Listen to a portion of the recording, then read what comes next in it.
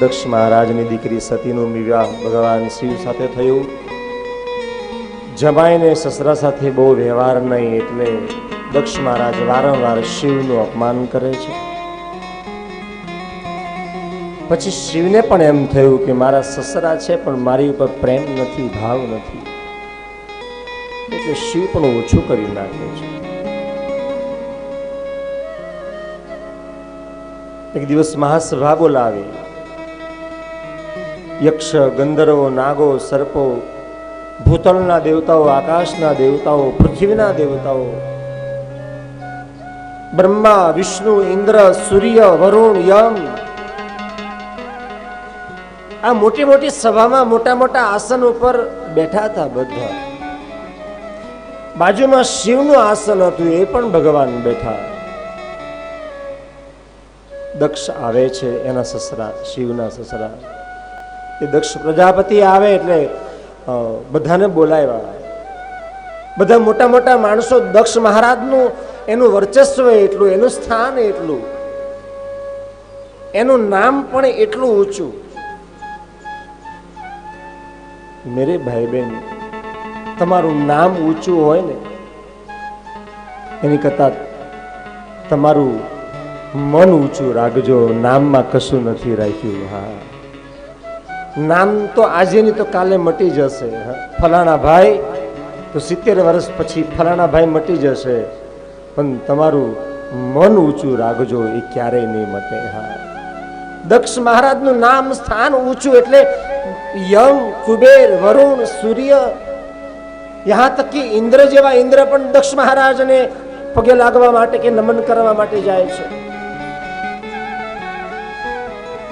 દક્ષ મહારાજે ભગવાન નારાયણની સામે જોયું, નારાયણે પણ માથું નમાયું. બ્રહ્માજીની સામે જોયું, બ્રહ્માજીએ પણ માથું નમાયું. પણ શિવનું ધ્યાન એના સસરા બાજુ નહીં. એટલે દક્ષ મહારાજે બધાની વચમાં જોયું કે આ શિવ મને બોલાવતો નથી. હું આટલો મોટો માણસ અને આ કાળીઓ શિવ સ્મશાનમાં રહે છે, એ મને બોલાવતો નથી. બધાની વચમાં શિવ મહાદેવનું અપમાન કરે છે. દક્ષ કહે છે, મૂર્ખટસ્યમ લોચનમ, આ વાંદરા જેવો દેખાય છે, આ મારા ભાગ્યમાં ભટકાઈ ગયો. મારી ફૂલ જેવી દીકરી અને એને મેં આની સાથે મેં વિવાહ કર્યા અને મેં આને જમાઈ બનાવ્યો, આ સ્મશાનમાં રહે છે.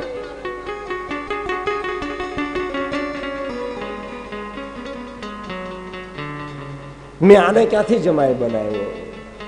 આ વાંદરા જેવો દેખાય છે. શિવનું અપમાન કર્યું છે. ભગવાન ક્રોધિત થયા છે. અને પ્રાણી ગ્રહણના સમયે વૈદિક મંત્રચારથી બ્રાહ્મણોથી વિવાહ સંપન્ન કર્યા હતા કે આજથી મારી બધી જ જવાબદારી તમારા હાથમાં છે. તમે જ મારા પિતાને પતાવી દીધા.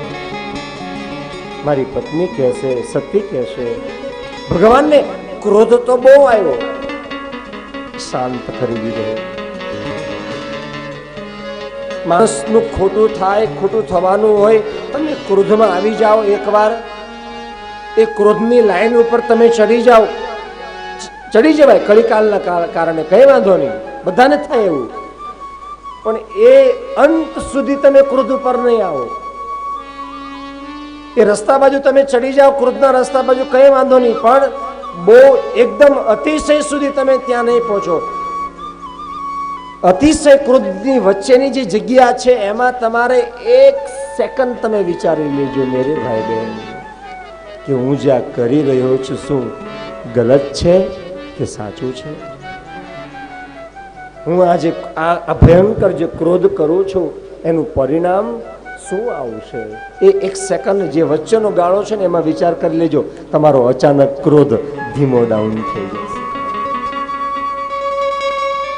મેરે ભાઈ બહેન, ક્રોધથી કોઈ આગળ નથી આવ્યું, વેરથી કોઈ આગળ નથી આવ્યું, દુશ્મનથી પણ કોઈ આગળ નથી આવ્યું. બસ ક્રોધને ઓછો કરો, नकर क्रोध तुमको मृत्यु के दरवाजे पे लेके जाएगा। એ ક્રોધ તમને ડૂબાવશે, ડૂબો દેગા તુમકો. એક દિવસે દક્ષ મહારાજે યજ્ઞનું આયોજન કર્યું.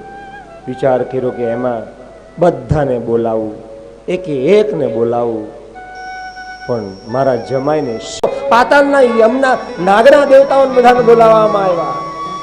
આ પૃથ્વી પર મોટા મોટા માણસોને બોલાવવામાં આવ્યા, બધાનું આસન. પણ કોઈ જગ્યાએ શિવનું આસન નહીં. દેવતાઓને આમંત્રણ પત્રિકા આપવામાં આવી.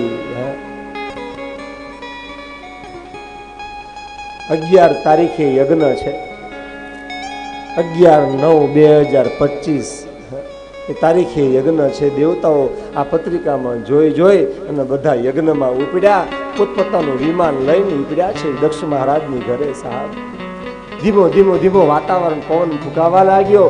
અને દેવતાઓને ખબર હતી કે દક્ષ મહારાજે યજ્ઞનું આયોજન કર્યું છે, એમાં આપણને બધાને બોલાવ્યા છે, પણ મહાદેવને આમંત્રણ નથી.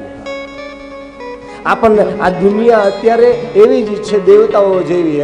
આપણને ખબર હોય ને કે ઓલા માણસને આમંત્રણ નથી, તો સાઈથી પૂછે, જાણી જોઈને પૂછે, હે તમારી ઘેરે પત્રિકા આવી કે નહીં આવી? ખબર હોય એ માણાને કે એની ઘેરે પત્રિકા નથી હોય, 2 વખત પૂછવા જાય, તમારી ઘેરે પત્રિકા આવી કે નથી આવી? અગ્નિમાં ઘી હોમવાનું કામ નહીં કરો મેરે ભાઈ બહેન. ઠારવો બળતો અગ્નિ હોય ને બધું બાળી નાખે, ઘર હોય તો ઘરે બાળી નાખે, અને ખેતર લીલુંછમ હોય ને તો પણ બાળી નાખે.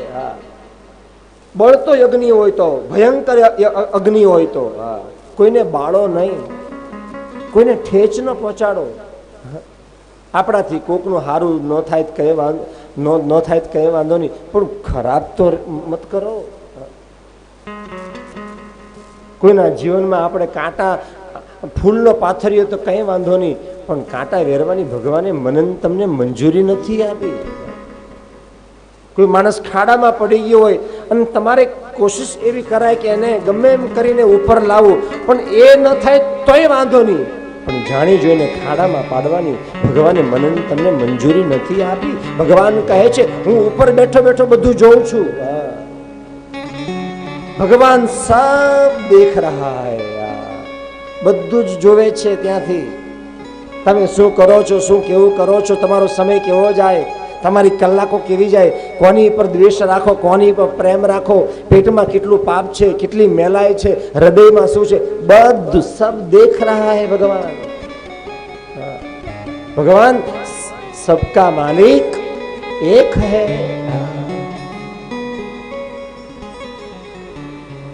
સબ જોવે છે, બધું ભગવાન જોવે છે. એમ નહીં માની લેતા કે મેં ટેબલ નીચેથી નાખી દીધા, કોઈને ખબર નથી, કોઈને ખબર નથી, કઈ વાંધો નહીં, પણ ઉપર વાળો તો જોવે છે કે તું એ હું આપ્યું, હું લીધું.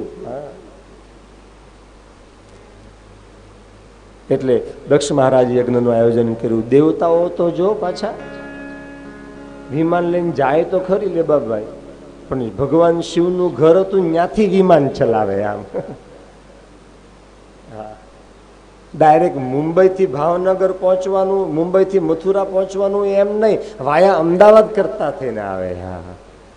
એટલે ભગવાન શિવના કૈલાસમાંથી બધા વિમાનો નીકળ્યા. એટલે સતીનું ધ્યાન ગયું, ભગવાનને કીધું કે મહાદેવ, આ બધા દેવતાઓ આ વિમાન લઈ લઈને બધા ક્યાં જાય છે? ભગવાને કીધું કે સતી, તારા પિતાએ યજ્ઞનું આયોજન કર્યું છે અને યજ્ઞમાં આ બધા દેવતાઓ જાય છે. હું વાત કરે મારા પિતાશ્રી કે બોલે હા, તો બધા દેવતાઓ આટલા હારા હારા કપડા પહેરીને જાય છે, તો આપણે ચાલો ને જાય સારા કપડા પહેરી. ભગવાન કહે સતી આપણને આમંત્રણ નથી.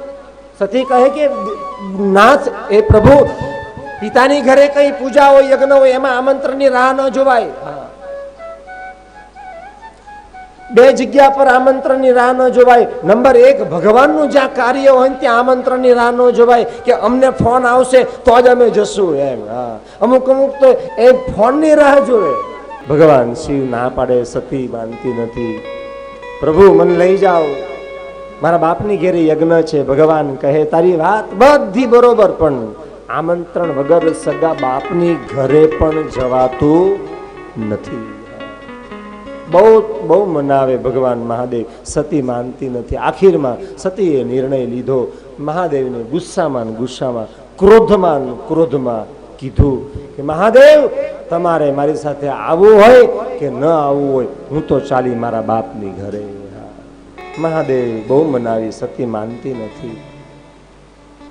થેલો તૈયાર કરે છે, 3 જોડી કપડા નાખ્યા બેગમાં, સતી નીકળી છે. હા, મહાદેવના આંખમાંથી અશ્રુની ધાર. ખબર પડી ગઈ મહાદેવને કે હવે સતી ક્યારેય પણ મારી પાસે આવવાની નથી. કલ્યાણ નથી મેરે પ્યારે ભાઈ બહેન. 2 ગણોને મોકલ્યા કે જાઓ, તમે સતીને લઈ જાઓ, યજ્ઞમાં જાઓ, હેમખેમ પહોંચાડો. 2 ગણો જાય છે દક્ષ મહારાજના યજ્ઞમાં. સતી કૈલાસમાંથી ઉતરે છે. જોયું, ઇન્દ્ર, સૂર્ય, વરુણ, યમ, કુબેર, નાગ દેવતાઓ, આકાશના દેવતાઓ, બ્રહ્માજી, વિષ્ણુ, બધા બ્રહ્મર્ષિ, વશિષ્ઠ, બધા મોટા મોટા માણસો, સાધુ સંતો, બ્રાહ્મણો, આખી દક્ષની નાત આખી બેઠી સાહેબ આ યજ્ઞની અંદર. મેરે ભાઈ બહેન,